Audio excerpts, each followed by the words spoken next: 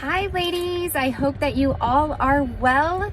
I sincerely apologize that I am not going to be live today on the leaders call, but I wanted to take a moment and just tell you some things that Tara has interviewed me on. And so let me explain my role. I am a behavior specialist for a district, and we have 6 different schools. And so I got informed today that I have a meeting at 1:30 and it isn't going to be short, so I definitely didn't want to let you guys down. So I apologize for that.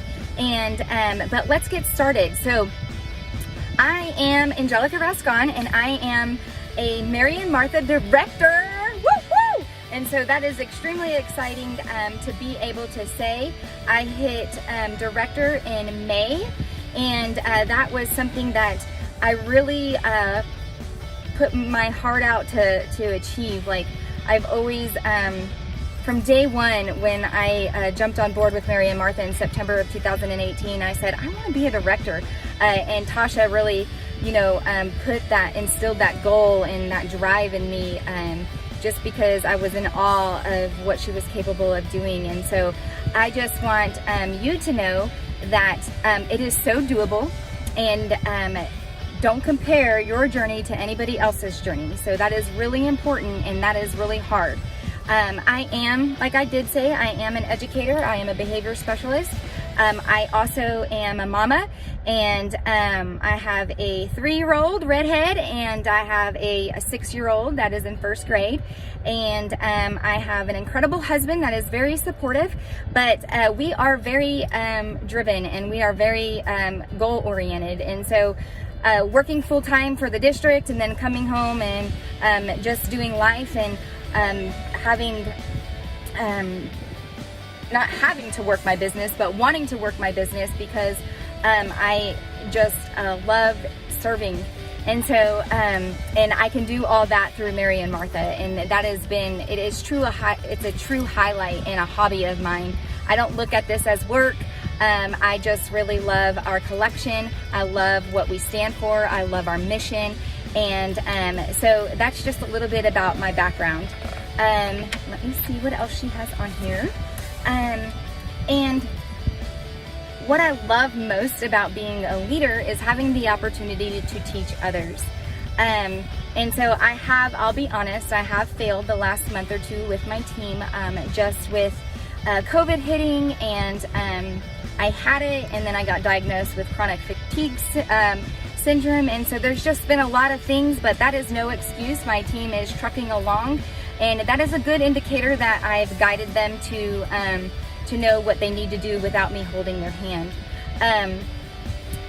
What would my culture look like for team sponsoring? We all are driven. I have, I believe, 7 team leaders, and we all have this mindset of we want to go up. And but most importantly, we want to share Christ with others through our collection. And so one thing that has really helped me with new consultants qualifying right off the bat is making that an expectation going in.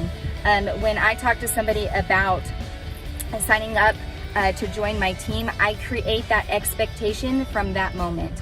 Like, I don't want you to just join the team and just order here and there. When you join my team, you are agreeing within that first week you're going to have a launch gathering. The first day that you join, you are going to set up your VIP page. Okay, and so that's what I tell them. And so if they are all about setting up their VIP page and getting their lunch party scheduled within that first week, then I'm all about them joining. Those people that are like, oh, I'll just purchase here and here, it's a really great deal for the kit, I stay clear of them. And I'm just honest. I'm like, hey, this isn't going to be for you. Like, just, taking the kit isn't going to do anything. Except just give you the discount on the kit. And so I try to be really intentional when I focus on adding people to my team and being intentional and setting those expectations. I also In addition to the launch party getting started, I encourage them to focus on one devotional and reach out to all their friends about that devotional, because it is in the lower price range and it's easy to get people to support you in your business. And so if they're doing a bulk order on a devotional for $9, somebody is most likely to spend $9 than put in a $100 order. So when they get that product in their hand, they're like, ooh, I'm liking what I see. And then they'll go back to her launch party and purchase. So I like to try to kick them off. What this does with giving them a challenge to do devotions right out the door, it builds their self-esteem and they get excited. Instead of having to focus on all the pieces that we offer, they're just focusing in on that devotional, and they're building their confidence within the business, and they are reaching out to people, letting those people know that they are starting their business with Mary and Martha. That has been extremely successful for us. Keeping the group sales is, I have a thread set up with the leaders, and I touch base with the leaders, and we're constantly bouncing ideas off of each other. And 3 tips for leaders is you have to realize, don't get discouraged. And it's so easy to do. And that's just Satan in your head, just making you doubt yourself. But keep trucking forward. God will provide.